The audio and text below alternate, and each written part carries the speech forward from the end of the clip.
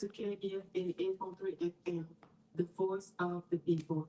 This is Evie, host of Benjamin's Radio. Every week, volunteers like me bring you more than 100 hours of music and talk that you won't hear anywhere else. The generosity of listeners like you has helped KBS stay on the air since 1984, and we appreciate your support. By making a donation now, you can help us to continue bringing to Arkansas diverse voices, diverse music, and diverse cultures from the community. Call us now at 501-433-0088 or visit us at www.kabf.org to support community radio.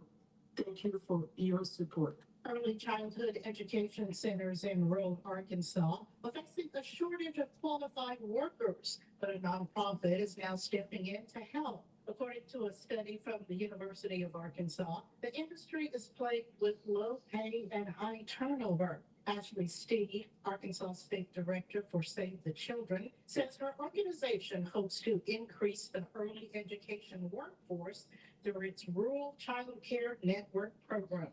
The goal is to increase childcare availability and improve the quality of early childhood education. And we're doing this by collaborating with higher education partners to remove obstacles for people who are wanting to pursue careers in early learning. She adds without reliable workers, early learning and child care facilities cannot give children the tools they need to succeed. The program pays for all or part of a student's tuition and provides a stipend for books and other materials. The network is a nationwide initiative. Lead advisor for workforce development, Karen Harrison, says educating more qualified teachers and child care specialists will help parents in rural areas find dependable services. It can also help with job shortages in remote areas. We're really trying to increase the child care availability for those families that are wanting to work and those families that are wanting to go to school. We know that the return on investment for an early childhood educator is significant in rural communities. Steve says when kids receive an early education, it increases their chances of success in the future. It sets the foundation for their lifetime of achievement. Children that don't have access to high quality education are 25% more likely to drop out of school and 60% more likely to never attend college. More information on the initiative is available at savethechildren.org. I'm Frida Ross, Arkansas News Service. Find our trust indicators at publicnewsservice.org. Big changes are coming to food stamps and Medicaid. Benefits are being cut. Access is getting harder. Need help? Call 646-494-6403 or go online at benefitrecipients.org. That's 646-494-6403 or benefitrecipients.org. Let's organize now. If you're eligible, these are your rights. We see the urgent threat of climate change every day. Tornadoes in Texas, droughts in Europe, typhoons in the Philippines. But what don't we see? How the climate crisis hits vulnerable people the hardest, women and girls. That's why CARE helps the world's most marginalized people build resiliency and fight for a more just and sustainable world. You can help. Learn more at care.org/climate. And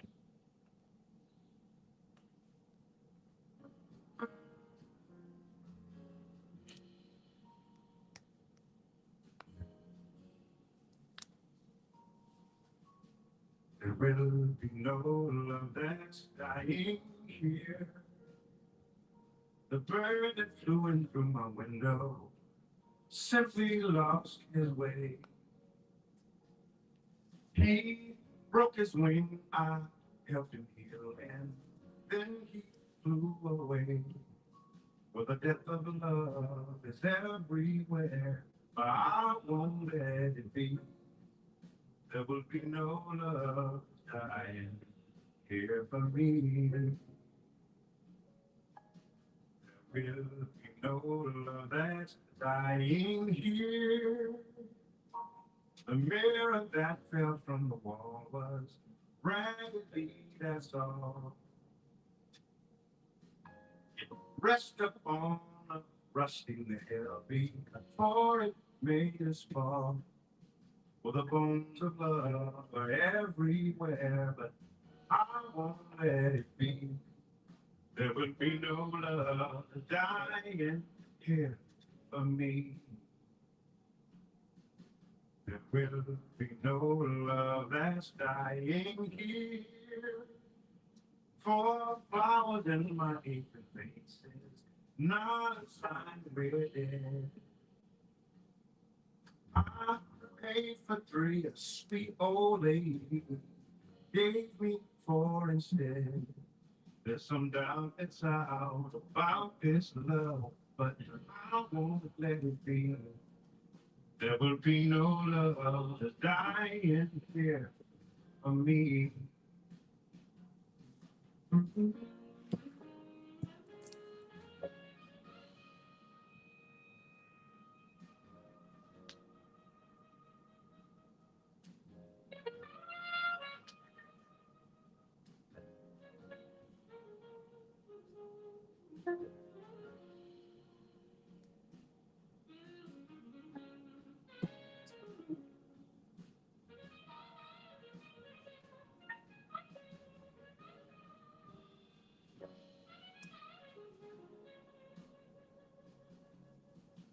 There will be no love that's dying here. The bird that flew in through my window simply lost his way. He broke his wings, I helped him heal, and then he flew away. The death of love is everywhere. I won't let it be. There will be no love that's dying here for me. No, there will be no love that's dying for me. There will be no love that's dying for you and me. Oh, there will be no love dying here. No, not for me. There will be no love that's dying here. No, there will be no love that's dying here.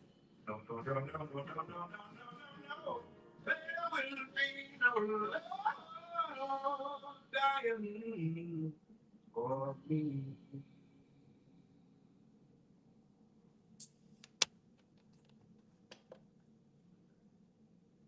Yes, we coming in hot this morning. And that's Gregory Porter singing No Love Dying. And we're going to talk about that in just a minute. But first, I got to make sure that you know that you are tuned in to KABF 88.3 FM, where we are the voice of the people listening to the workplace right here every Thursday morning from 9 to 10 o'clock. This is a place I heard BB say before I came on. She said that this is the place where you can't get what you getting here nowhere else. Nowhere else. We bring you music, we bring you talk, we bring you education, we bring you affirmation, we bring you encouragement, we bring you pushback, we bring you all the things that you need to manifest the life that you want to live on this side, whatever that means for whoever you are. I am your host today, the Reverend Doctor. You can call me Denise. Toney is, I don't know, but I am here, and I want to let you know how grateful I am to be here with you. I look forward to it. I really do. I look forward to being here, having these conversations, having conversations offline, thinking, researching, reading, asking questions, wondering, just trying to figure this whole thing out.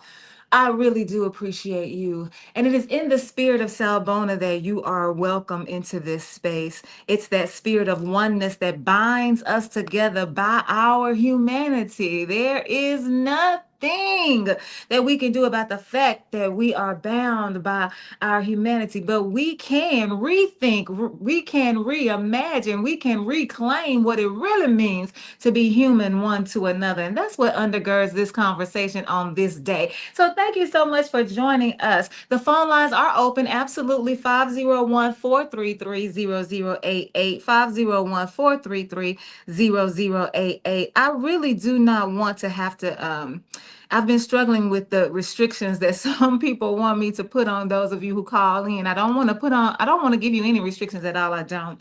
But we do want to make sure that enough people have an opportunity to call in. So we're just asking you to be briefer.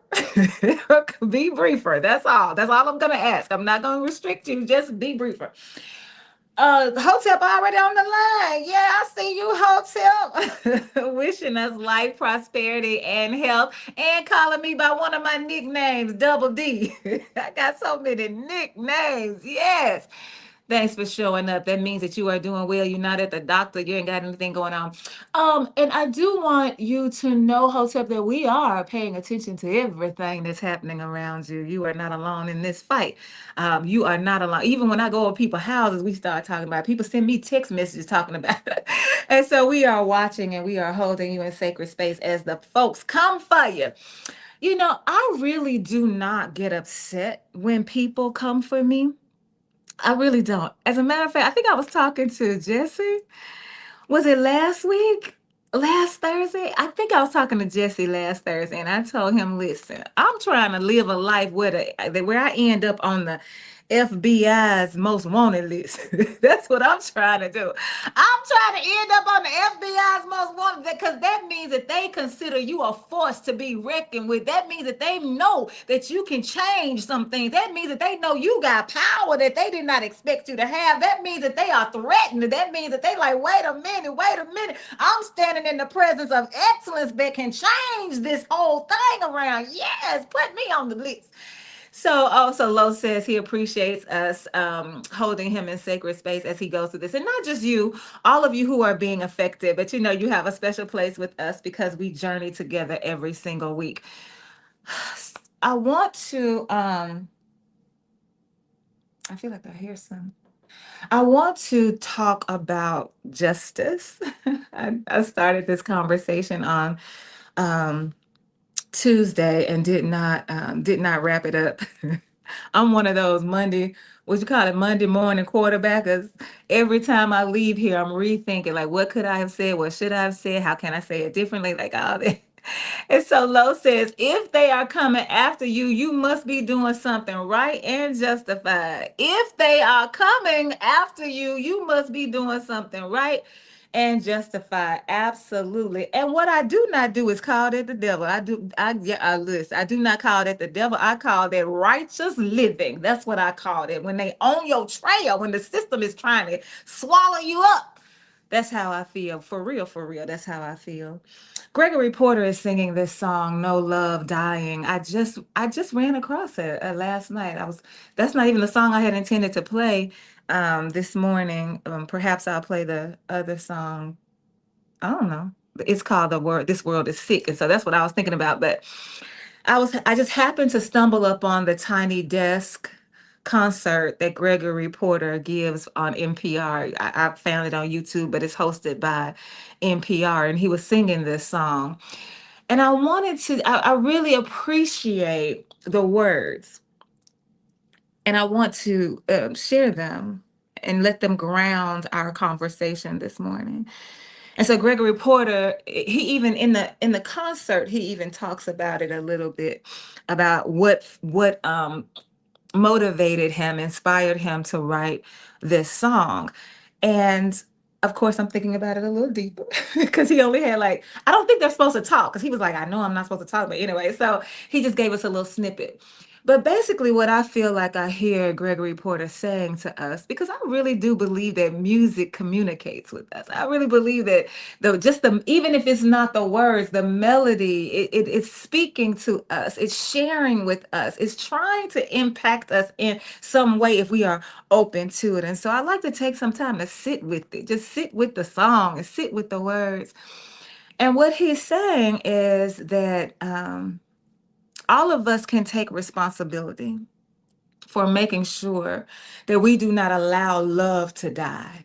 He says that love is dying all around us. So when you think about it, if I apply the lens of social justice to that, which is he's coming from a more spiritual place, but I want to come through the lens of social justice. When you look at everything that's happening, the way that we are treating each other on the street, it's a white couple that got 15 and 20 years because they call themselves rolling up on a black some. Look, I don't know why y'all won't leave us alone.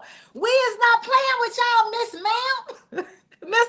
Mr. Sir, they rolled up on some black people that were having a birthday party for their child, and they did something, and they ended up in jail. Listen, stop. So the way that we are interacting with each other, especially across racial lines, especially across ethnic lines, and the way that we are, the way that things are happening in the political sphere, the way that things are happening just all around us is a prime example of what Gregory Porter is saying, that the death of love is all around us. But he says, listen, I don't care what's going on. This is the part that where he was talking. He said, I think about this in my own house. No matter what's happening in my own house, no matter what I'm facing in my own life, I am not gonna let it have so much impact on me that I let love die. And so he's talking about this bird in the song. He's like, the bird flew into his window. Have y'all ever seen birds do that before? You really shouldn't laugh. You really shouldn't laugh, but baby, I know I be laughing. And it just means you got some clean windows. That's all it means. Nothing wrong with the bird. Just got some clean windows. So the bird flies into the window and then it hurts itself. His wing is broken. And so one could see how that's like, oh my God, oh my God, oh my God. So we're going to start stressing because maybe it's about to die because the wing is broken. And Gregory Porter's like, no, calm down. I picked up the bird, I helped the bird heal, and I sent the bird on its way. We don't have to kill any love around here. No matter what we are facing, we can make sure that we hold on to love, because on some level, that is all that we have that will bind us together in that spirit of salvation. And so he's like, don't let this system get us so far down that we turn on each other and we stop loving. That's what he's saying, and I really do appreciate it. So just like this is low. Just like Stevie Wonder said, love is in need of love today. Oh, what song is that?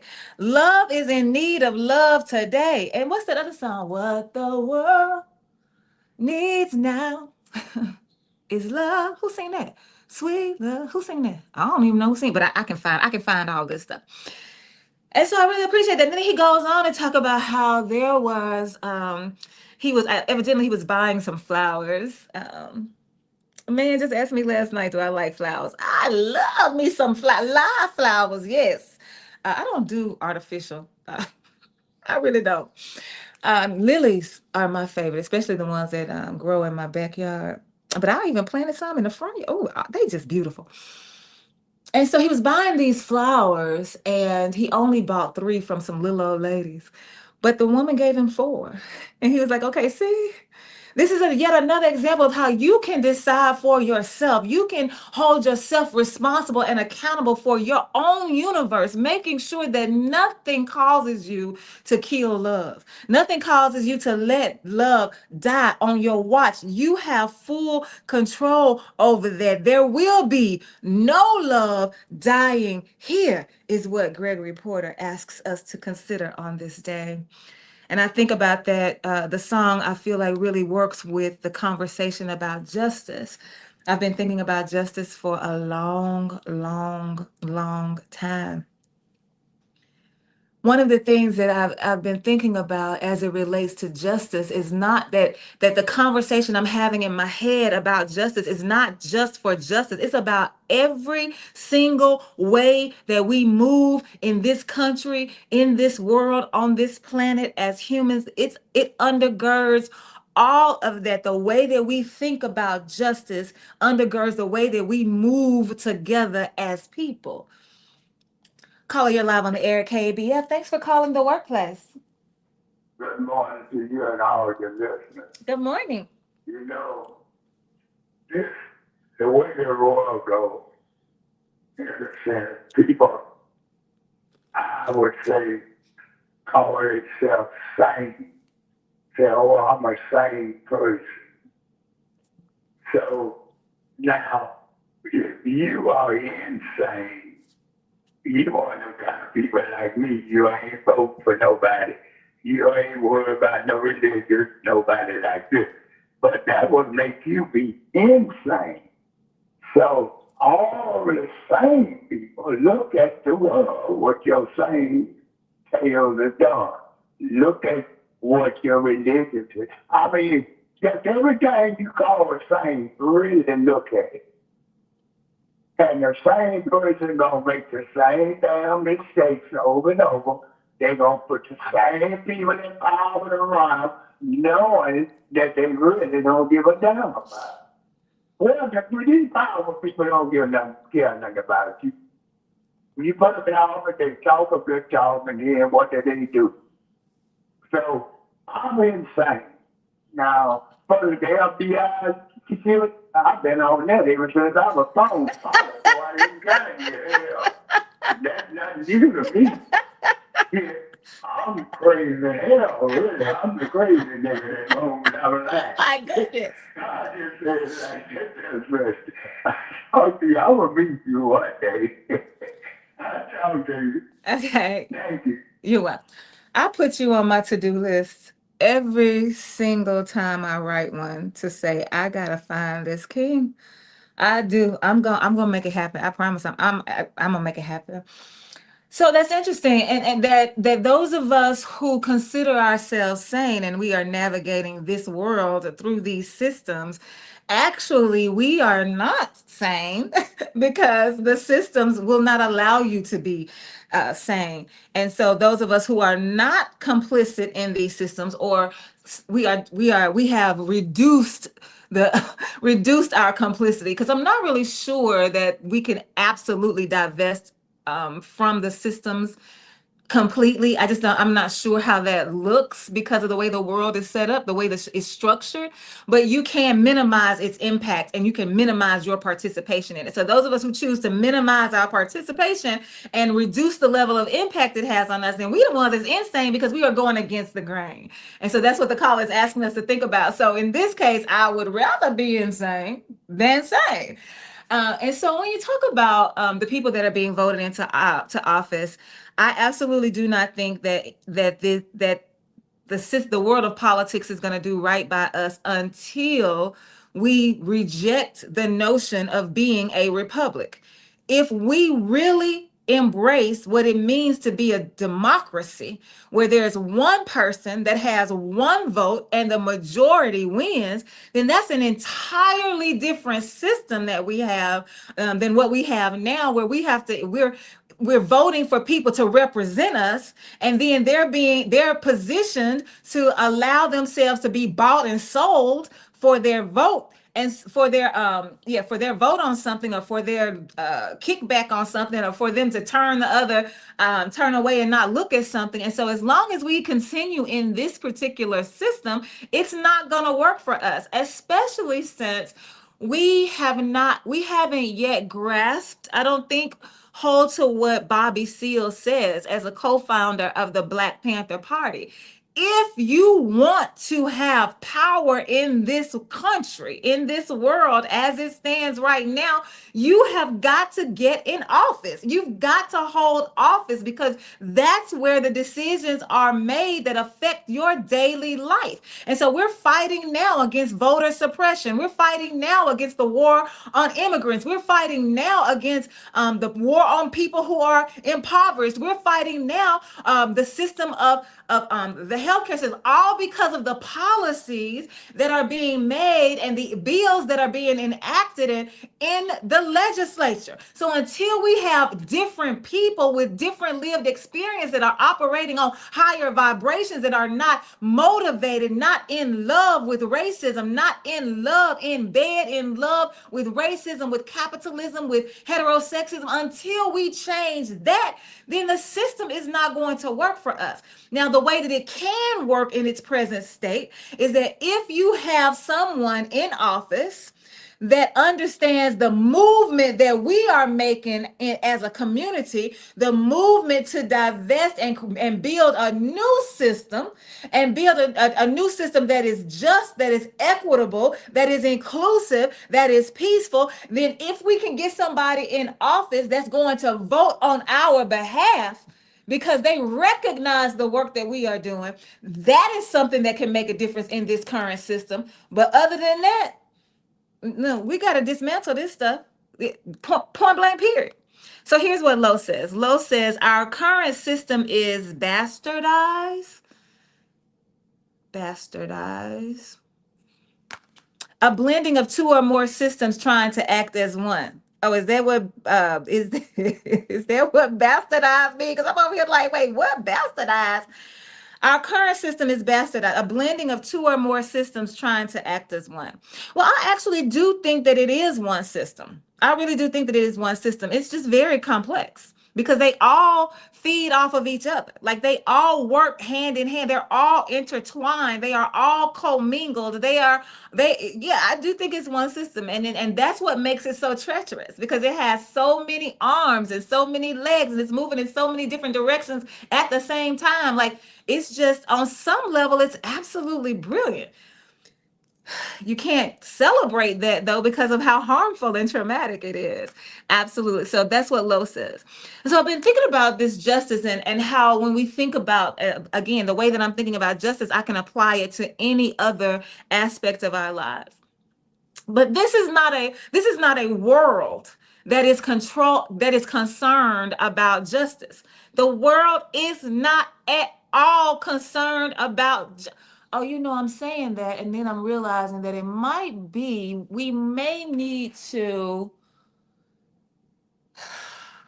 well, that's part of the conversation. We need to define what justice looks like for us. So if y'all want to call in and tell me what justice looks like for you, that'll be great. But what the point that I want to make about justice, this world is, I don't care what the definition is of justice right now in terms of what I'm about to say, because this world is only concerned about punishment. That's what this world is concerned about. And what the world has taught us, and what we have bought into hook, line, and sinker, is that justice is the equivalent of punishment. And so think about the criminal injustice system for just a moment. No matter who you are, no matter your race, no matter your gender, no matter any identity that this world has put on you, just think about how you feel about the criminal injustice system. If someone kills a person that you love, the first thing we say is, I know in the Black community, we're going to say, look, we're not going to allow this to be a statistic. You're going to solve this. That's what you're going to do. Other people that are non-Black, you expect justice. You waiting on, justice is coming your way. But what we mean, so then we say, okay, because you harmed me in this way by taking out somebody that I love, I want this person, I want my loved one to receive justice. So that means I want you to get life. I want you to get the death penalty. I want you to get locked up and never be able to come out again. I don't want you to be able to talk to your family, because I can't talk to my loved one. You shouldn't be able to talk to yours either. You shouldn't be able to have a relationship with your children, because now my child is gone. And we call that justice when actually that is punishment. And so because we want to punish people, we end up hearing folks catching charges, and then their sentence is 85 years. Now, what now? 85 years? Or your sentence is life without the possibility of being paroled. That is not justice. That is punishment. And so whenever we get mad, or whenever we call ourselves going to get our lick back, that's what I say. I'm going to get my lick back.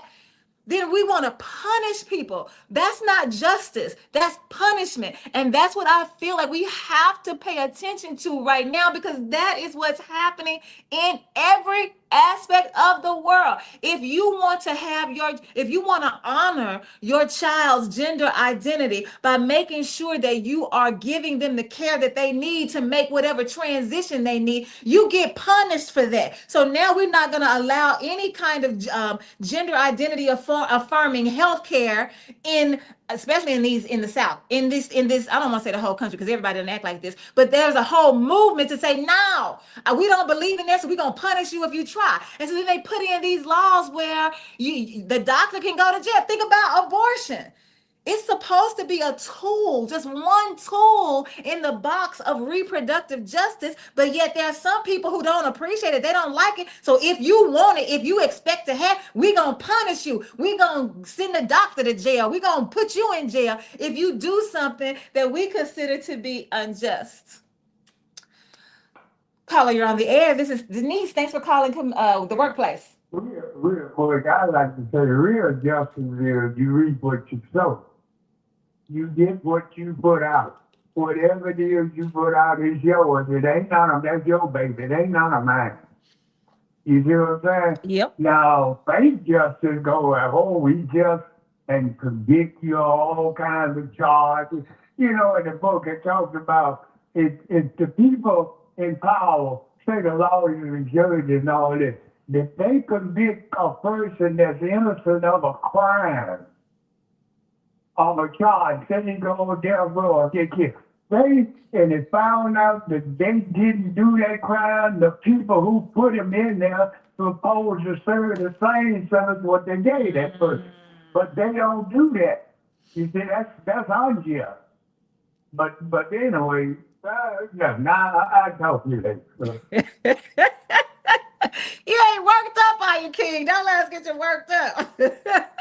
So here's what Lo says. Lo says, however, ask yourself, this is supposed to be a democracy, yet it is a system that operates under a republic.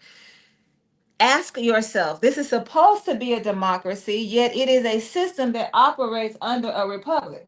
I beg to, no. Show me where it says that we are democracies. Point me to it. Send me the link. Send me the act. Send me the where it is in the Constitution. What's the Pledge of Allegiance? I might not even be able to recite it anymore because I definitely don't recite no Pledge of Allegiance. Let me see. I pledge allegiance to the flag, United States of America, and to the republic for which it stands. That is the Pledge of Allegiance to the flag, to this country, to the republic. This ain't no democracy. So we're not acting like a republic. What we're acting like is that we're acting like we are democracies. So if you ask me, it's the other way around.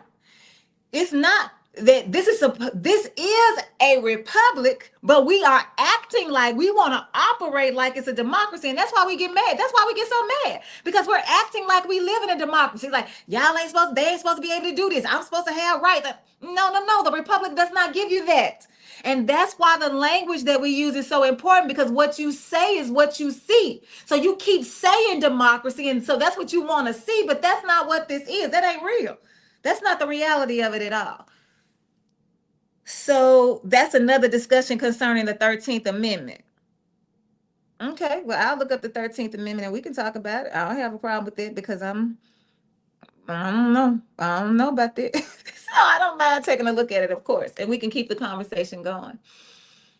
And so when we think about think about justice and how it manifests as punishment, I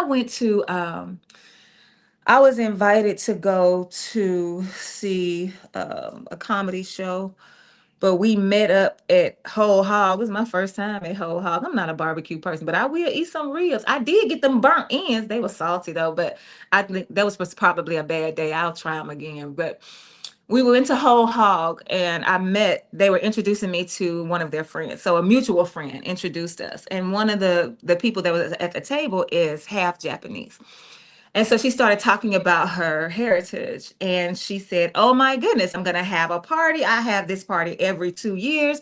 It's a Happy New Year party for Japanese culture, and I would love for you to come. So she invited me. I'm like, okay.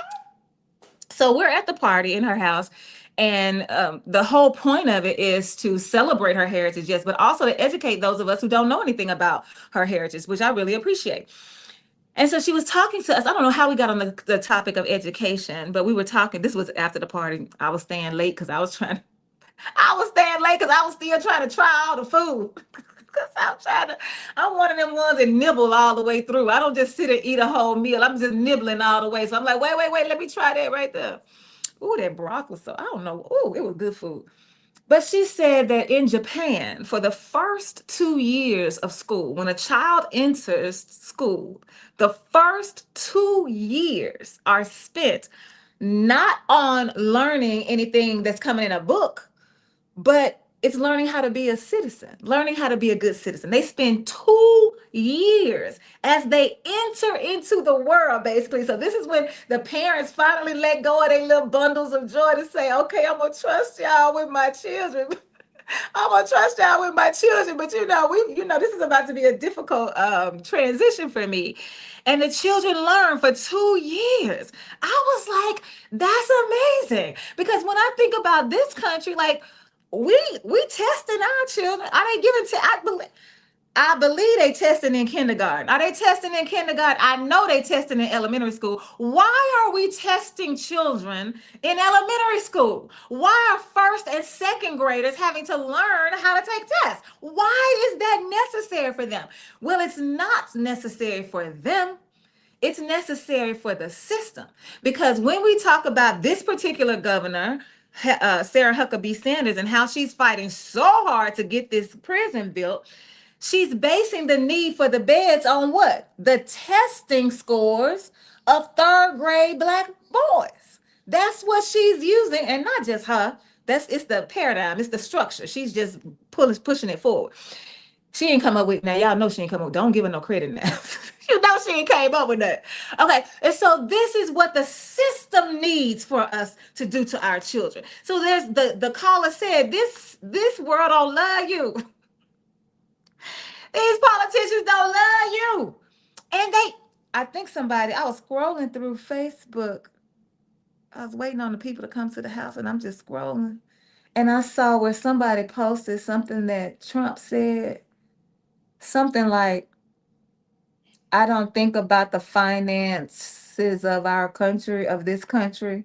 I don't think about anybody. I know that part. I don't remember the first part, but I know that part at the end is verbatim. I don't think about anybody. And so some of us are like, look what he doing to us. Look how, there ain't nobody, we not even on his mind.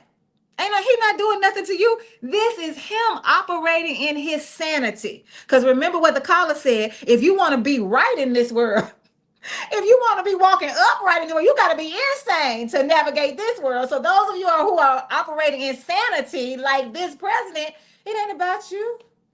It's about him and what he want to do. And all the people that's around him that's using him to get whatever it is they want from him. The dumbfounding of America, this is low, the dumbfounding of America for the school to prison pipeline. The dumbfounding of America, I would call it the dumbing down of America for the school to prison pipeline. And so this is part of my conversation, right? When I'm talking about justice and how justice really looks like punishment, you think about, the reason for testing, the dumbing down, the dumbfounding of America for the school to prison pipeline. That's the reason of testing. But here's my argument, though. My argument is against that. And here's my argument. If we believe that racism, capitalism, the forcible removal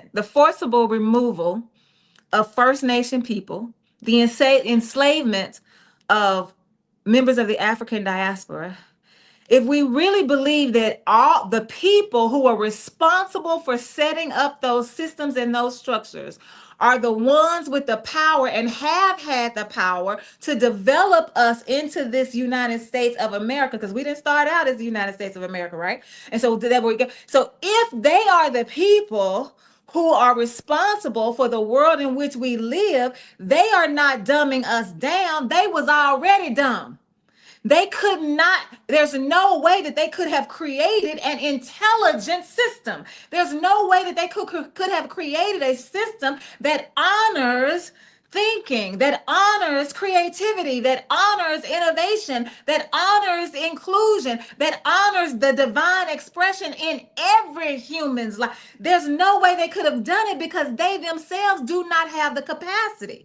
And so one of the questions that I've asked an elder before, and I'm asking you, is if they are the ones responsible for how we move today, then what do we know about what it means to love each other? Where was our model? Because even now, when I think about violence in the home, there's violence in. I'm looking at the rates of domestic violence, and it's just mind-boggling.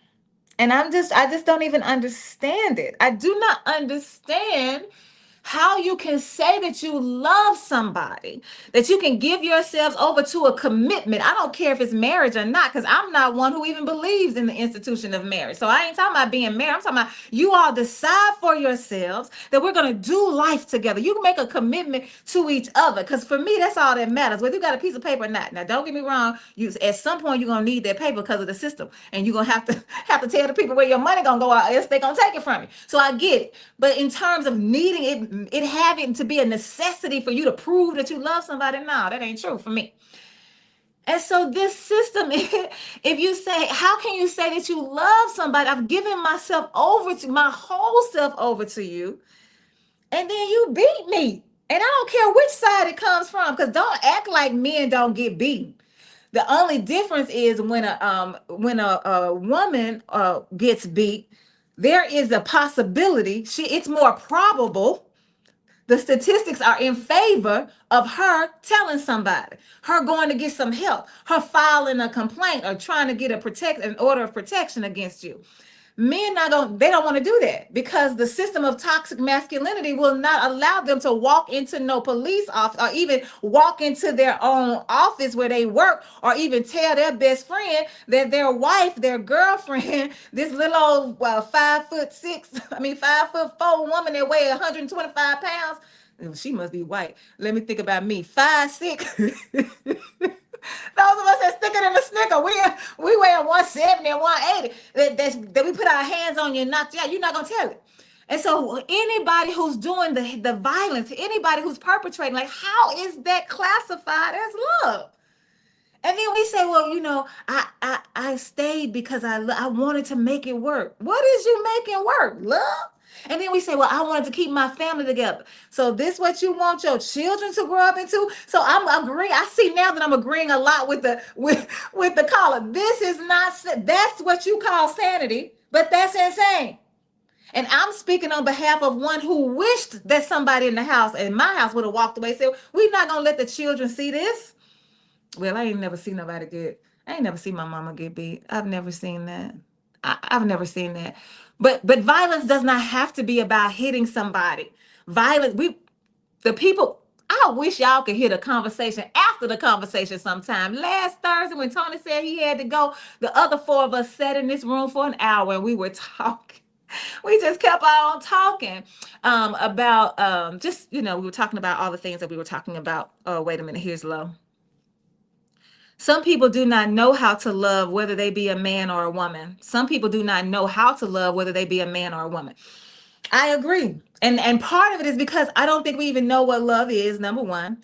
Number two, when I talk to my friends about the relationships that I have, and I tell them that I negotiate them before making a decision about whether or not I want to enter to the relationship, they look me upside my head. What you mean you negotiate? Caller, you're live on the air, KABF. Thanks for calling the workplace. You're more than welcome. Good morning, Sister Denise. Good morning, Ezekiel. Your listeners and those on the way up. You mentioned that one of the things you heard today was someone accepted abuse because they want to keep their families together. Yes. That's a big undertaking, if you will, being victims of the African diaspora. The families of the folks who were shipped over here for slavery, there were no families. They would separate mothers from their newborn. They would separate fathers from their whoever they made it with, if you will. That there were no families. Keep your family together was almost an impossible dream. So that's what a lot of folks are still suffering from. Because to be a victim of the African diaspora means that you went through hundreds of years of, let's say, social engineering. We have a lot to overcome. Now we tired, and that's why it looks like we ain't get nothing done because the little gains we've made, they are taking them away. But you mentioned that there are ways to overcome those, like putting folks in office that will do the work for those that they should be doing the work for. It's almost uh, a hill that you can't climb, but it's a hill that can be climbed because it's been climbed before. So we have these problems, but we will overcome these problems, and we're tired because we've been working for hundreds and hundreds of years. No other people that I've ever witnessed here on the planet Earth have had to undergo what we've undergone as a result of everything we did. America is the greatest country in the world, but it couldn't have been like this if it had not been for those Africans who had all that knowledge, wisdom, and understanding. They came over and built this place, didn't get any credit at all. From one shore to the other, all the way up to the North Pole with the Henson exploration, whatever his name was. I think it was Hinton or Henson. But we've been everywhere, done everything, and Columbus would still be climbing in the ocean if it hadn't been for a sailor or accident sense. So these things that we're undergoing is not all our fault, even though we have the ability to get up and do right. Social engineering has a heck of an effect. Like you said, I'm just trying to keep my family together. And we'll do all of this. What she's been doing now ain't nowhere near as bad as when they skip kids down the river. Go from one plantation to the other, never be seen. So that's why we do a lot of things that we do. I'm going to get off something like that called. So I really enjoy your show, Sister Denise. I enjoy your callers. I get something from all of them. I try to get something from everybody's call. Thank you once again for your platform. Thanks. Again, if anybody can, send in a donation to the radio station. $5, $6. Okay, thanks very much. I appreciate that plug. Thank you. And so one of the ways that I agree with Ezekiel 100%. One of the ways that we can, though, one of the ways that we can move forward as members of the African diaspora to fight this particular piece about the family is to stop allowing this system to create situations for us that they turn around and use as weapons against us. So when he talks about family, right? From the beginning, when we stepped foot on this shore after being kidnapped and captured from our land, our motherland, when they began to separate us. And so when you talk about, so this world wants to make you think that family has to be defined by a husband and a wife and I think it's 2.5 children and a white picket fence in a house.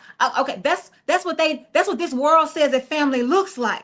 And so some of us are enduring all of these things because we have bought into the lie that that's a family. People have told me because I am single that I don't have a family yet. What you talking about? I am my family. What do you mean? And so when we think about how they ripped, not only did they snatch the children from their mother's bosom, not only did they do that, they made the enslaved person sing as it was happening because they didn't want to hear the mothers crying because that would have made them feel too bad. Just like now they don't want critical race theory talk because it makes them feel guilty. They don't want to deal with their emotions. They don't want to deal with reality. So they would strip the children from the family. And then they would make sure that even if you found love on the plantation, which happened a lot, we don't talk about that, it happens a lot, then they would make sure that they separate. They would sell you off to another plantation so that there would not be any kind of love between this man and this woman. That's not what they want. And then when we get over here and we start, we rocking on into this system, if you wanted to be on welfare once upon a time, you could not have a man in the house. So now you have the system has said that this is the way we define family. We define family by a man and a woman in the household together, but then you tell the black woman in particular, they told all the women, but the black woman in particular, you tell her, oh, no, you can't have a man. That means you can't have a family. And so you're saying, well, no, I'm going to endure all of this to have a family. That's what they call family. You ain't got to call it that. Oh, I'm sorry, caller. Please call back. Please call back, caller. Call back. I wasn't even looking at the light. Here's low. Not only that, our babies were used as alligator bait. Our babies been used as all kind of bait. Our babies have been dehumanized. Our people have we, and it's not just black folk. Plenty of us have been dehumanized by these systems. Absolutely. And so then they say, and for welfare, you cannot have a man in the house. And so this is what the family's supposed to be, but you can't have one. Call your live on the air, KBF. Thanks for calling the workplace. What, what good you know, it's amazing to me. We got same people. They call it themselves black. They call it themselves Afro-American. Now, my understanding, one young name, one little part over there, probably wasn't big as ours. So now the whole country is called Africa. And even the people in the country born there call it Africa too. And then you over here come out, you the Afro-American. Do that make any sense? You know, just look like we just don't think about the labels and things that we accept and live by, thinking it's going to work out for our best benefit. I'm not no Afro-American whenever get down. Now, another thing, I mentioned to talk about the woman being a teacher, and I kind of got a little kickback on that. A man, before he have his seed in him, should be projecting what kind of seed he wants first of all, if he gonna produce. The woman should be thinking what kind of eggs she gonna have. A woman is the first teacher. She starts teaching the child in her womb. You can't get around being a teacher. You is a teacher. We men supposed to be protecting our black women. A hell of a lot better than what we do. We supposed to be giving them more respect, putting them up on the pedestal than what they really is. Every day is Mother's Day. Every day. And we as men need to treat our women with the respect they really do. Ain't nobody getting on this planet without a woman. You bet your butt on that. Thank you. Okay, I'm trying to hold all this in my head. I hope I can hold it all in my head. So, yeah, so let me go back to finish what I was saying about the families. And so so then we talked about how you couldn't have a man in the home if you were on welfare. And then we talk about mass incarceration. Mass incarceration, it absolutely, there's a disproportionate number of black folks. Now it's the women, the number of women is even rising. So the mass incarceration, the number of black men that are incarcerated, or the number of black women are incarcerated, then how you gonna have a family based on your definition if you keep incarcerating? You make up reasons to incarcerate black folks in particular. You make up reasons to incarcerate black women, black men, black children. And then you say, but the definition of family is to have two parents in the home. And so now, because you have fixed it so that there aren't two parents in the home, you say, look at these families. Look at the black families. See, that's what's wrong with them. They ain't got no man in the house. That's what's wrong with them. Now, wait a minute. Stop trying to shame us because you are sane. Because remember, those of us who are insane, because we don't go along with this stuff. We call it insanity because we don't go along with this stuff. You are saying, so you think you're telling us the right thing, but you are not keeping things in the proper context. They have stripped you of what they call family, and now they're weaponizing it against you, saying this is what's wrong with your home because you don't have a man in. We've been, in the black community especially, we still been raising children. We've still been educating. We've still been educating ourselves. We've still been teaching. We've still been doing we've still been making this world work, even without having a man or a woman in the home. So don't try to stigmatize me. Don't try to shame me. Don't try to use that as a weapon because you made it so. And so one of the ways that we as members of the African diaspora can move beyond this is to stop letting them define life for us. That's not, that family doesn't have to look like what they say it looks like. You make it look like what you want to look like. That's what I mean about negotiating my relationships. I ain't finna, I'm not entering no relationship. We can be talking about buying a house. We can be talking about getting a job. We can be talking about dating. We can be talking about a sexual experience. I don't care what we talking about. I don't enter into any kind of relationship until I first read every word and then have a conversation so that I can ask my questions. You can ask your questions. I can ask you what you want. You can ask me what I want, and we can decide whether or not we are gonna agree on this. That's what I mean. You got to talk this stuff through. And so when the caller says we're not thinking, 100% we're not thinking. The world don't want us to think. And I do think it's possible, King, and I can't believe I'm even saying this. I do think it's possible that sometimes we overthink things. People have asked me a lot. I get that a lot. Don't you think you overthink stuff? And this is usually my response. I don't think I overthink at all. I think y'all ain't thinking enough. That's what I think.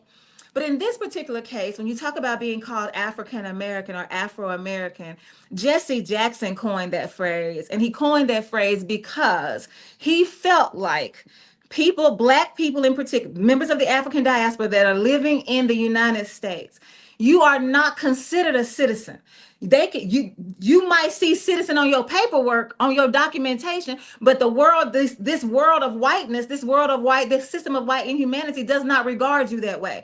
They don't treat you like a human. They don't treat you like a citizen. They don't make any pathways to you for you to be received as a citizen of this country. And so he said, so he believed though that we needed to find some connection somewhere. We ain't gonna get it here. Where can we get it from? So let's trace back to our roots. Everybody has to trace back to Africa. And so let's call ourselves African American so that we can feel some kind of connection to what it means to be human. So that's where the term came from. Now, whether you want to apply it to yourself or not, that's fine. But Jesse wasn't thinking about the name of the continent and which part of the continent. He was just hoping, because he always talked about keep hope alive. He was trying to give us some hope for what it means to be human. And then when Ezekiel was talking, it made me think about this book. The name of this book is Last Seen. Last Seen, the enduring search by formerly enslaved people to find their lost families. The enduring search by formerly enslaved people to find their lost families. Caller, you're live on the air, KABF. Woo, woo, woo, woo. Oh, caller, wait. I'm gonna need you have to call back. You got to cut down whatever's going on in the background. I know my ears can't stand it because I'm hard of hearing. And then it's by Judith Giesberg. It's by Judith Giesberg, Giesberg. Because sometimes when we have these conversations on the air, people will call me or they'll connect with me some kind of way and they'll be like, is everything you say true? Look, we're not making this stuff up. And so for those of you who need to read it in a book in order for you to believe that it's true, and everything that you read in the book is not true, but it's helpful. It'll give you something to work with. Caller, you're live on the air at KABF. Thanks for calling the workplace. Real quick, I'm thinking on the subject human a little bit. If you dig deep enough, human goes back to mean black. Human. If you're not black, really, you ain't even human. You something other that evolved from human. You're not really human. You have to look up these words and go back as deep as you can to see where they really come from. Human means black. Okay, Colin says human means black. There go Miss Mary. Hey, Miss Mary, ain't talked to you in a long time. What's the name of the book again? The name of the book is Last Seen, Last. That's the first word, Seen, by Judith Giesberg. Judith is her first name, Judith. And then her last name is Giesberg. G as in glory, IESB as in black, ERG as in glory. Hallelujah. Hallelujah. That's the name of the book. And you know what we do? We try to patronize our black bookstore over here. Pyramid. I know it's easy to do Amazon. And that's another thing we can do. We can support each other. So Ezekiel says we're going through a lot. Oh, I was trying to, that's what I was trying to find. I don't have time now, but I was trying to find that Facebook post that I saved, that I took a screenshot, because it was listing all of the things that only Black people have been through. So it started with the system of enslavement, then it started talking about the lynching, Black codes. It was talking about Jim Crow, Jane Crow, and it was talking about how redlining, voter support, like it was going through this. I mean, it goes through this whole list, and then it says nobody else in this world. Well, I don't know if I can speak for the world on this.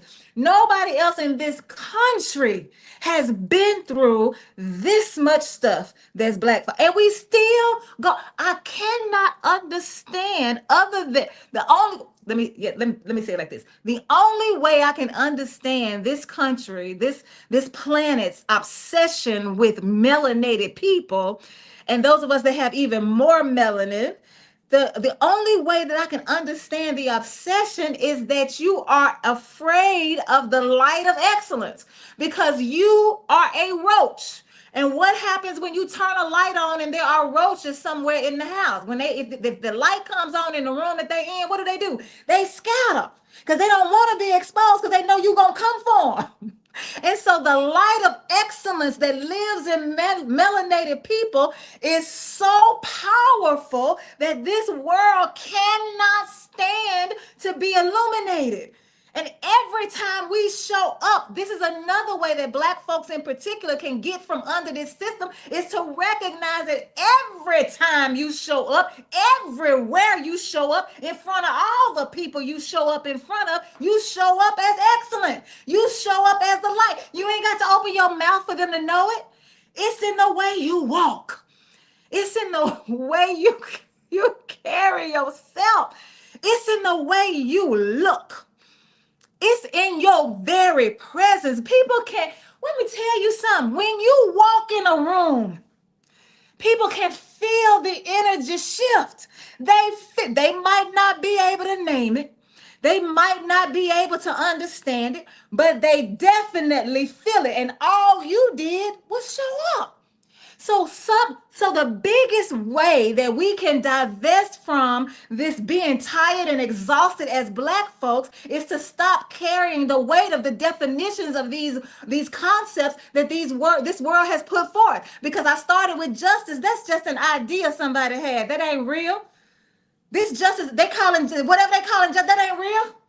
And so we have to stop letting them tell us who we are, and know who we are, and walk in it every day. Thank you so much for joining us for the Workplace. Look, Miss Mary, yes, it's so good to be in relationship with you today. I can't wait to talk to you soon. Thank you for joining us for the Workplace. You have been live right here at KABF 88.3 FM, where we are the voice of the people. I'm your host. I've been your host today, the Reverend Doctor. You can call me Denise, and I can't wait to see you again on Tuesday. We'll have even more conversation. Talk soon.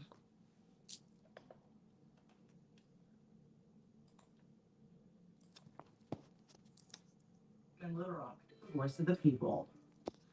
My name is Aaron McKelvey, and I'm very proud to be a sustaining member for KABF.